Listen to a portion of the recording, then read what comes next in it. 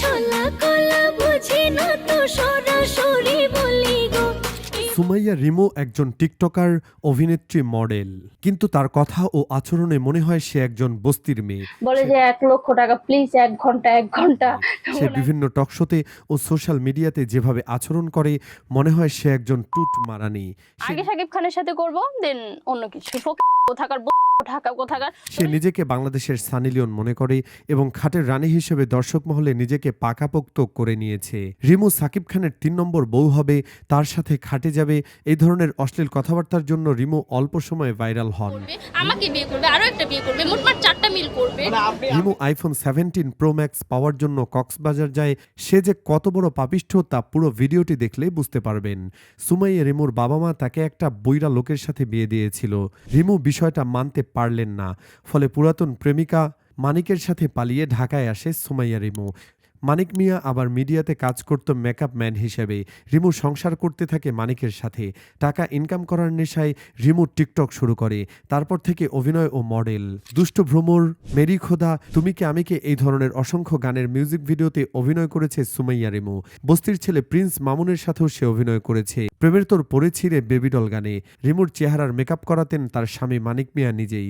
রিমুর কেরিয়ারের শুরু থেকে আজ পর্যন্ত আসার পেছনে তার স্বামী মানিক মিয়ার অবদান সবচেয়ে বেশি। মানিক মিয়া তাকে বিভিন্নভাবে সাপোর্ট দিয়ে আসছিল, তাকে স্বাধীনতা দিয়েছিল, কারণ মানিক মিয়ার প্রত্যাশা ছিল রিমু বড় অভিনেত্রী হলে তার নিজেরও উন্নতি হবে।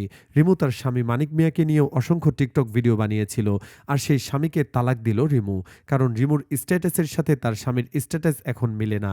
রিমু বর্তমানে প্রতি মাসে প্রায় 5 লক্ষ টাকা আয় করেন। প্রতিটা ব্র্যান্ড প্রমোট করতে 20 থেকে 30 হাজার টাকা নিয়ে থাকে সে। স্বর্ণের অলংকার কেনা তার নেশা। সিনেমাতে কৌতুক অভিনেতা চিকন আলীকে আমরা সবাই চিনি। মানিক মিয়া রিমুকে একদিন শুটিং স্পটে নিয়ে এসেছিলেন অভিনয় করানো যায় কিনা। চিকন আলী মানিক মিয়াকে বলেছিলেন, তখন হলো মানিককে বলেছিলাম বউ তো দেখতে সুন্দর, যাত্রার কাছে নিয়ে যাস না বেটা, বউ ভাইগে যাইব।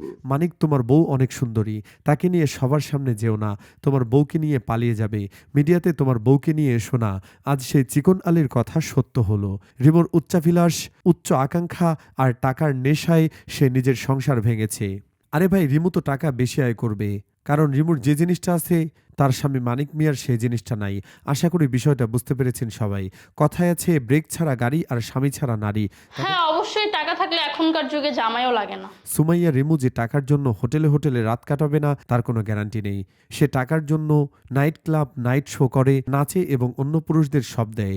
কক্সবাজার যায়, প্রযোজকদের সাথে বেডরুমে যায়। একটা সময় রিমু মানিক মিয়ার হাত ধরে পরিবার ছেড়ে এসেছিল, আর এখন সে তার স্বামী মানিক মিয়াকে ছেড়ে দিল।